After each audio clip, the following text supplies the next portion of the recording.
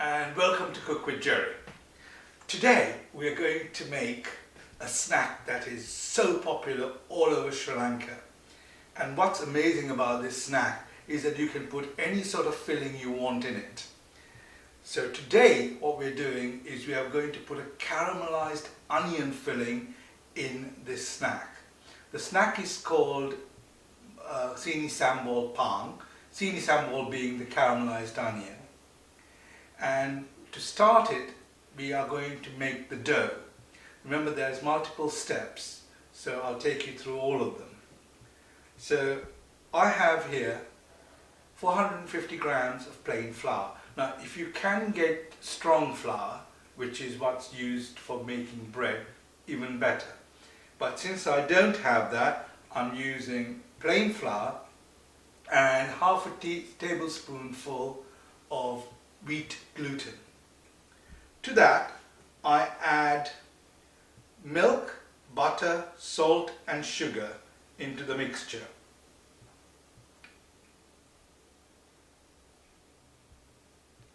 And I then start slowly mixing it.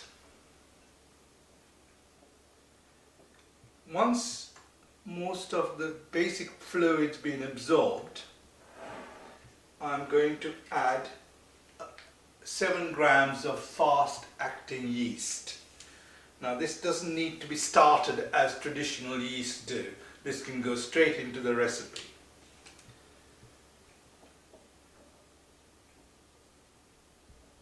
As I mix this along, you can see it's slowly starting to bind.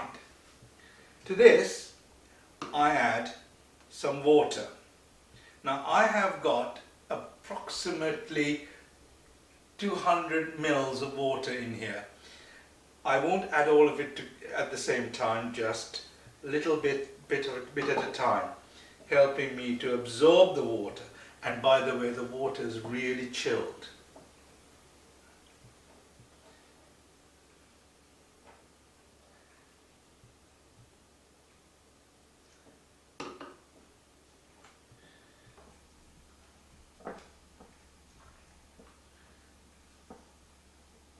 Now, should you add too much water to this mixture, you can easily recover that by adding a little bit more flour.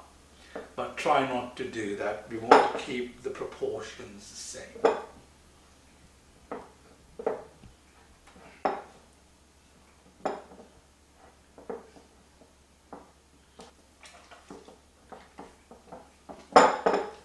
You will notice that I'm using a clawing action to make sure all the ingredients are well incorporated. Very soon, once I get the consistency of this dough to a much tighter level, I will start kneading it. And that is a separate process which I will show you how to do. Hi. Now, after mixing the ingredients, I've washed my hands. I'm now going to oil my hands with olive oil. Now this helps me to handle the dough without it sticking to me. If I can use flour instead, but that will change the consistency of the dough by upsetting the proportions used. So I've taken the mixture, and before I place it on the table, I empty some olive oil onto the surface so I can mix it without any difficulty. Now, do remember, you need to put about 10 minutes worth of effort into kneading this. Now, if you have a food processor with a dough hook, this can be done using that.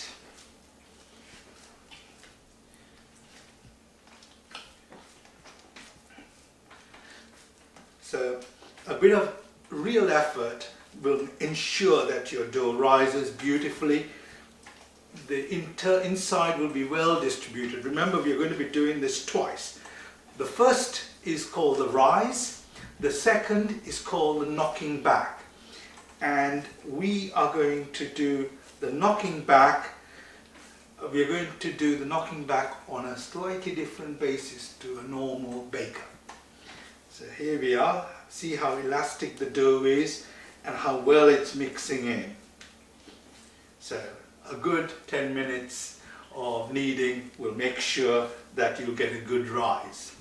Now the dough should rise about 3 to 4 times its ordinary volume, and you should keep it in a warm place. So if your house temperature is around 24 degrees centigrade, you don't need to worry about it. It'll just leave it on the side and it'll grow by itself. It will take about 2 to 2.5 hours to rise properly. But the longer you leave it to rise, the better you will find that the final product will be. And if your house isn't 24 degrees, how could you do it? Well, I would suggest you turn your oven to about 30 odd degrees, which is the lowest setting on most ovens, and put it in there for the time.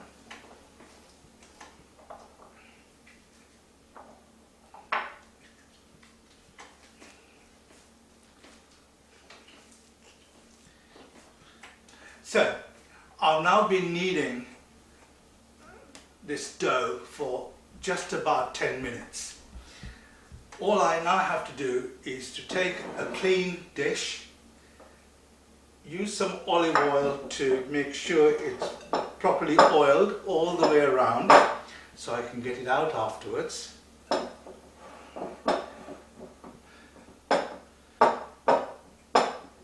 And then take my dough and place it and cover it with a tea towel.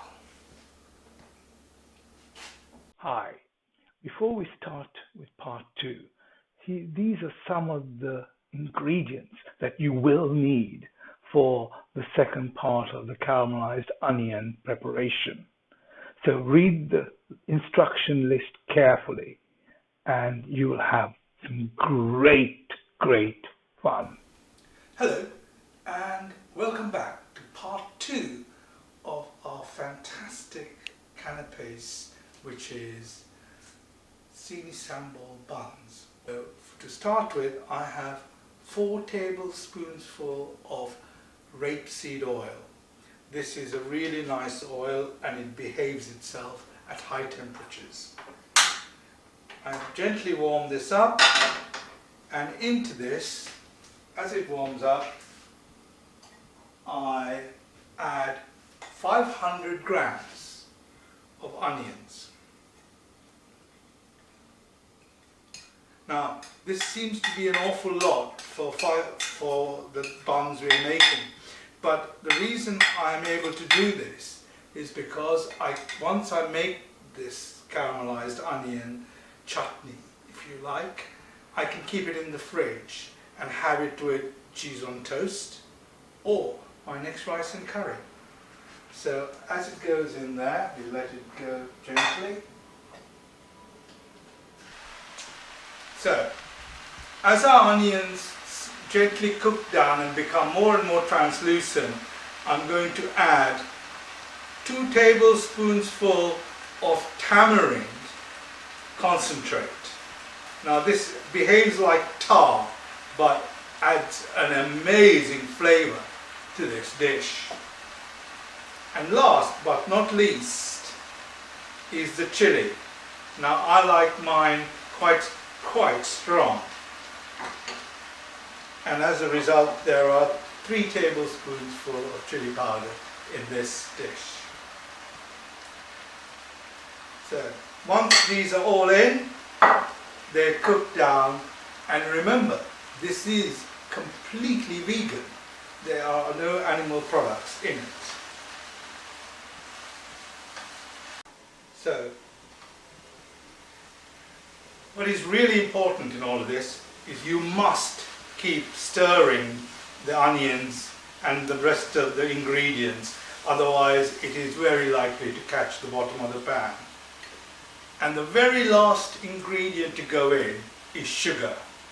I've got 3 tablespoons full of sugar, which has to be distributed evenly across the dish. And once again, I keep stirring until I feel that the onions have been fully caramelized.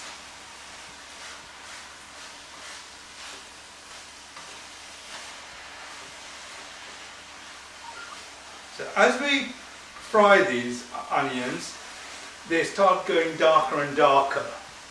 They will eventually get to a color not that dissimilar to the black part of this cooker. And once they get to that level, and do taste it and adjust the salt and the acid content as it suits you. You'll find that you'll probably need a little more salt because of all the tamarind we've used. Oh, the smell is just glorious.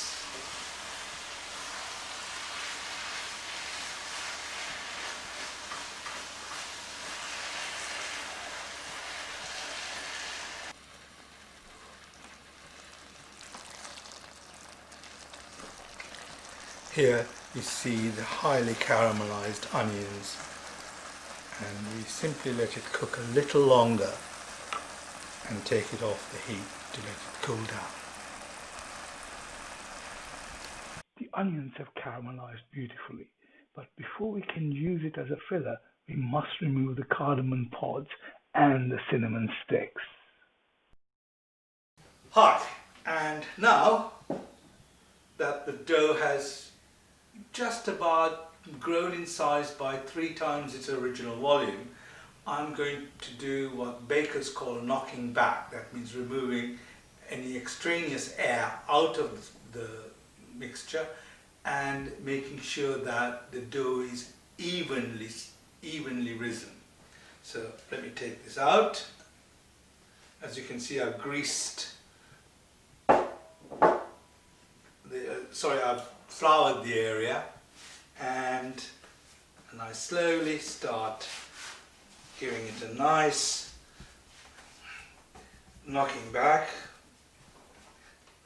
Now this doesn't have to take as long as we did originally, the 10 minutes. This will probably need about 3 to 4 minutes of good, strenuous kneading.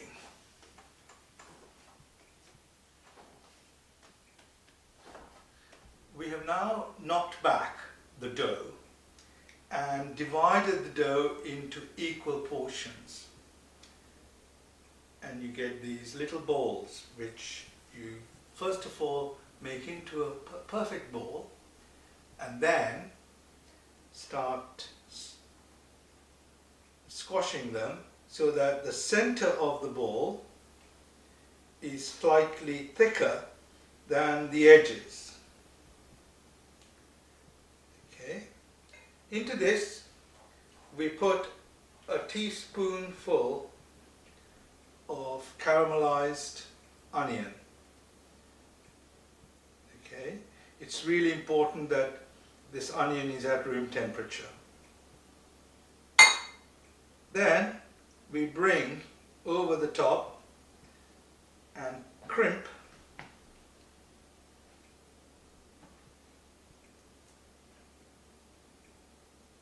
all the edges together so that they look nice and well sealed. Now once you've done that, you take your baking tray, make sure it's well oiled. I've used olive oil to oil it, and put the seam that I've just put together down and place it on the tray. Do the same to the next one.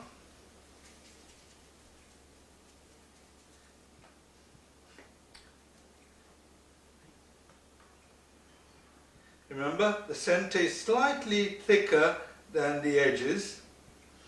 Into this, a teaspoonful of our Seni Sambol mixture, the caramelized onion. And if you find that you've taken too much, reduce it. Okay. And to that, we bring together the two opposite ends, crimp, Then the other two opposite ends and crimp. And any gaps tightly crimp. And you get this rather marvelous looking ball of a bun. Do that to the rest of your dough balls and it will be ready to go into the oven after it sits for about 40 minutes. Buns on average tend to weigh about 45 grams and they've been stuffed with our wonderful onion caramelized filler. So we now have to cover them and leave them to have their second rising, which will take approximately 35 minutes. We'll come back to you then.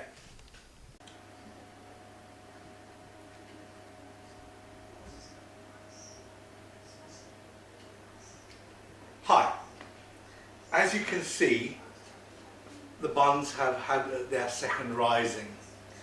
All that remains me to do is to turn the oven on to 200 degrees and egg wash all the buns. So for that I have just whisked an egg and I go gently over the top of each bun. What this does, it gives a beautiful glossy brown sheen to each of the buns.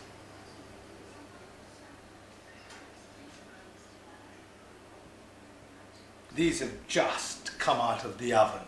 Of course, you can't eat them yet because they are piping hot and the caramelized onion filling, the Seni Sambol, is really hot and is likely to burn you. So we let them cool down gently on a cooling tray. And I believe in about 20 minutes they'll be ready to be sampled. Thanks for joining me for this lovely journey on how to make Seeni Sambol Paan or caramelized onion sambol buns. I hope you enjoyed as much as I did making it. Thank you.